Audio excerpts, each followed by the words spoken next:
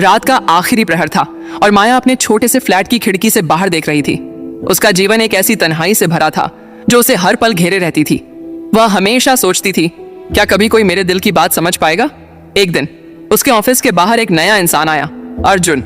वह शांत और सरल था, लेकिन उसकी आंखें कहती थीं कि उसके अंदर कहीं एक गहराई छुपी हुई थी। माया और अर्जुन के बीच धीरे धीरे एक दोस्ती बनने लगी।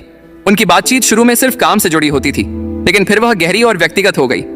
माया ने अर्जुन को अपने जीवन की सबसे बड़ी डर की बात कही, उसका अपने आप से नफरत करना, उसका खुद को अकेला महसूस करना।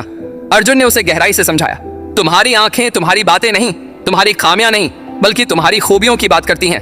उस दिन के बाद माया का दृष्टिकोण बदलने लगा।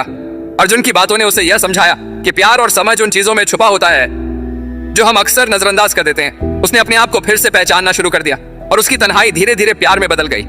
इंसान की आंखें उसकी खामियों को नहीं, बल्कि उसकी खूबियों को दिखाती हैं। जब हम दूसरों की आंखों में झांकते हैं तो हमें अपने आप को बेहतर ढंग से समझने का मौका मिलता है।